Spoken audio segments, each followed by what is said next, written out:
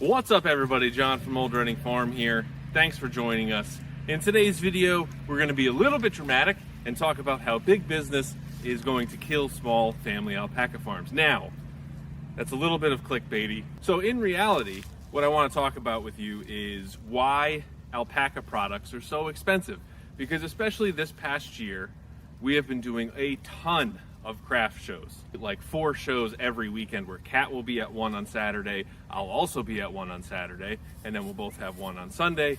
So we've been out a lot, and we have now been doing this whole alpaca thing for several years and have gone through several different iterations of our business. And now I had just filmed an interview with one of our YouTube friends who's talking about the big alpaca boom, and I think I mentioned this in a previous video, and basically seeing if owning alpacas is a good investment. Now, I wouldn't change anything about our alpaca situation. I mean, obviously there are a few things I would change. That's not true. I would get, more grass, maybe get a lot more flat space with grass, better fencing, maybe a few less alpacas would be good, but overall I am extremely happy with our alpacas, and this is not to dissuade anybody from getting alpacas. I think they're a fantastic livestock animal.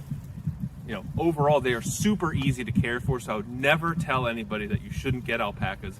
I am not a gatekeeper, I'm a gate opener, and so if you have any questions about owning alpacas, if you're looking to get into alpacas and you want to have a discussion about it and see if they're right for you, feel free to reach out to us on Instagram, via email. Please reach out. I'd be more than happy to talk to you about it. What I'm going to talk to you about today is why it costs so much to buy alpaca products and why it's cheaper for us to actually wholesale those items rather than make them ourselves.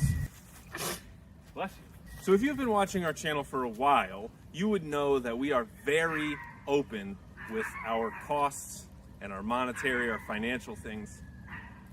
I apologize, my neighbor's yippy dog is yipping.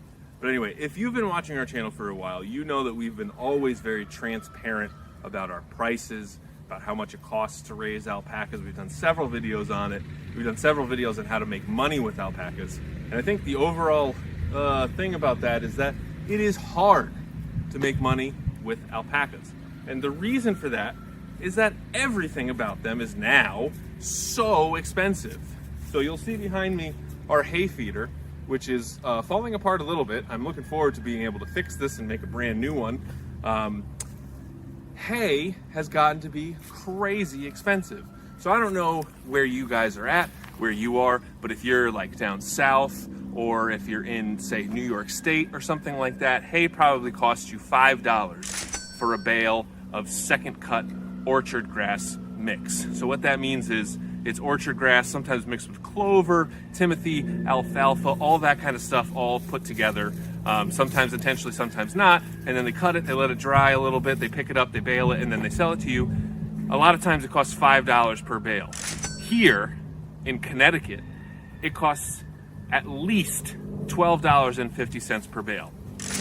So that's like 2.5 times what it should cost, what it used to cost. We used to drive up to Vermont to pick up 40 bales at a time, and it'll cost us $200 plus the gas to get up there. But now, $12.50 a bale, it's not sustainable to feed this many alpacas that much hay. So what we do is we get the large, like 1,000-pound second cut bales that are like, 6 feet wide by 4 feet by 3 feet. So it's a much better per pound price. But that also requires that we use our tractor every single time we need to give them a bale. And now, since we are dry lotting and we're trying to grow grass, that means we have to give them a lot of hay. And so these guys, all 28 of our alpacas, probably go through about 500 pounds of hay per week. So the main ways that you can make money with alpacas is you have farm tours, you sell the fleece, you get it processed into yarn and you sell that, or you get it processed into yarn and you make different products like hats, gloves, scarves, etc. You can do alpaca walks. There's all sorts of things that you can do. But the problem is, especially when it comes to alpaca products, for example, these fingerless gloves here are made of alpaca. I believe it's an alpaca merino mix. Now, we went through this year and we got our fiber processed into yarn and then we had it made into dryer balls, we had it made into socks, and we had it made into gloves, which is the first time we've ever done that. And now, the reason we did that was because we went to like the Lafayette Apple Festival and a ton of different craft shows last year, and everybody said, you need to have gloves, you need to have socks, you need to have all this kind of stuff. So we were like, and then the problem is we only have what we have for that year. And you know, once you get that product in for the year, you give the fleece to the mill and they mill it, and it takes, you know, at least 6 months to make it into a product, whether that's yarn, dryer balls, whatever, and then you get it for the season. So usually we're working on last year's products. So this year we actually did get some of ours made into socks and gloves, but you'll never guess how expensive they are. I think the other thing that might be helpful is if we told you guys how we ended up here. So we started with 3 alpacas, and they were all Surreys that we got from a guy, a farm in New Jersey called Memory Makers Farm. The husband and wife team were very nice. Like, sat down, took as long as we, you know, as many questions as we had, they answered. They clearly cared very much for their alpacas, but they were selling alpacas because they had just spent like $40,000 on one male baby. So like, you know, a little baby alpaca, they spent like $40,000. It may have been $20,000, I may be exaggerating, I'm not 100% sure, but it was in the 5 figures, and it was, you know, a lot. So because of that, they were making room and selling some alpacas. So they sold 3 alpacas to us for like $500 each. I think it was actually even less than that. I think we paid $1,000 for 3 alpacas, which is crazy. But anyway, so, you know, right there, that's not a great return on investment, right?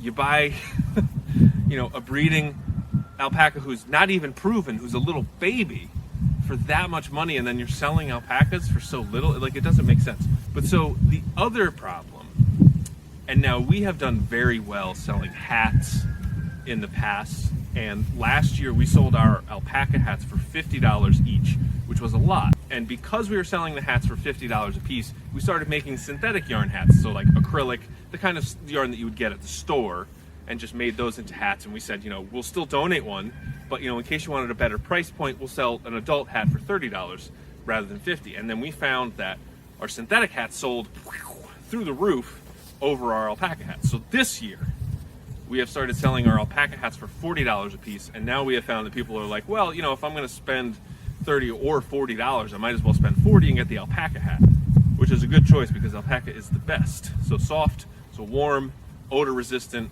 and it dries super fast. Also hypoallergenic. Have I mentioned that it's hypoallergenic? But anyway, so we started out with 3 alpacas. We ended up getting 2 more, Macy and Linda.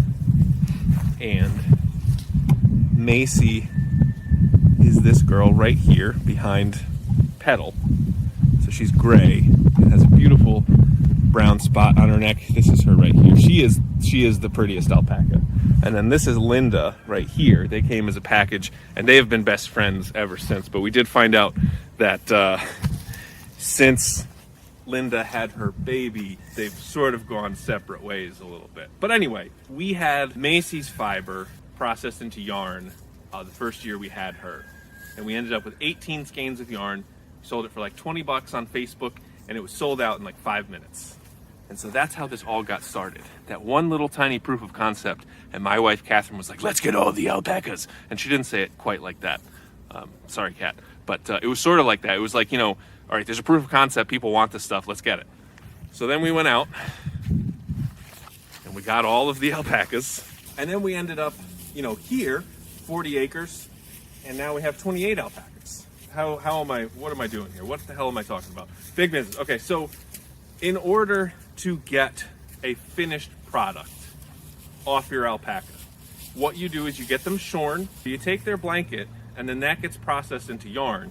And now, the way that we used to do that was there was a mill, a fiber mill, right in town. So like, we could literally drive, it's 10 minutes away, drop off our fiber, and she would do it all there, which we thought was super great. Because it's like one of those things where, you know, our alpacas live in this town.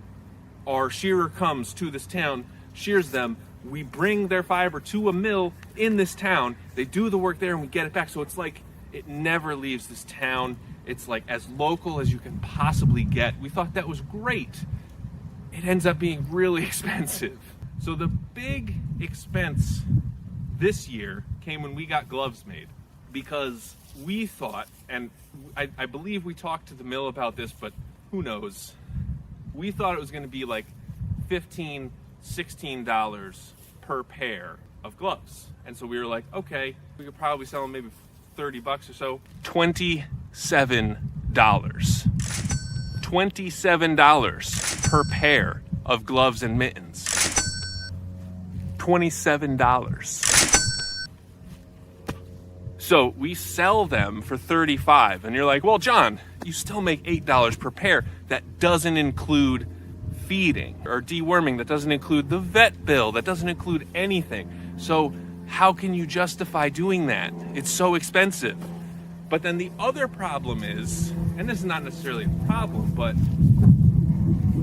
there's this thing called the New England Alpaca Fiber Pool, which is basically, I'm assuming it's a conglomerate of a bunch of mills everywhere. You can send in your raw fiber, so you get it. They just take the blankets, I believe. So, you shear them, you take the blankets, you send them all the blankets, and then they give you credits that you can then use to buy back finished products. So they have gloves that look just like this. They have nice gloves, they have socks, they have sweaters, they have scarves, they have all kinds of stuff, and it's all professionally made. And you can purchase it using basically your fleece as sort of collateral. And that's how they can sell it. A pair of gloves you can get from them, $12 a pair.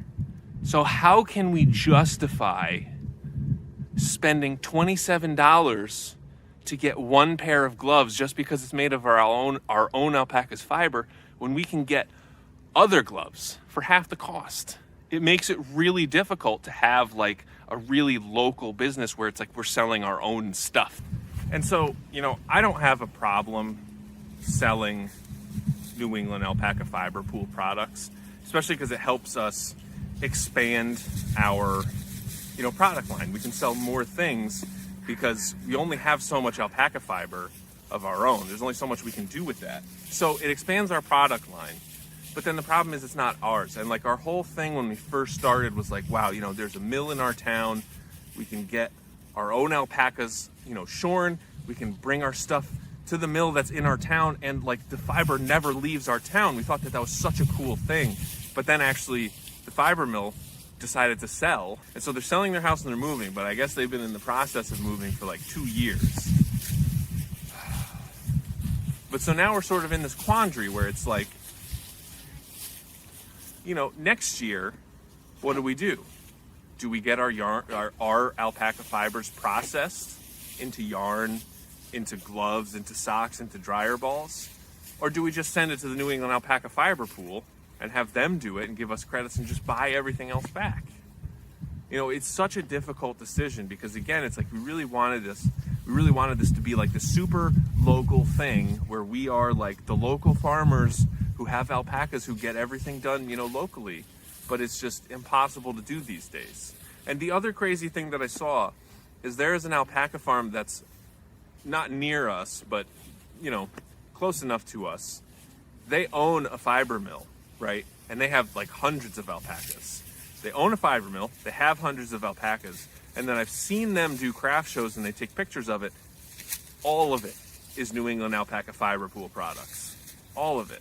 So like, what does that tell you? That like, even the person who owns the machinery to process the fiber still uses New England Alpaca Fiber Pool products. Anyway, I have no problem with anybody selling New England Alpaca Fiber Pool products. And we talk about it too, because it's like, we don't lie to people. We just say, yeah, so this is the thing, you can send your fiber in, they send you finished product, blah, blah, blah, and you're good. And so we're, like I said, we're in sort of this quandary where next year, what do? If you want to support either us or any other small family farm, even just liking us on Instagram, watching these videos helps us. That's always great. So thank you guys very much for watching, and I will see you next time.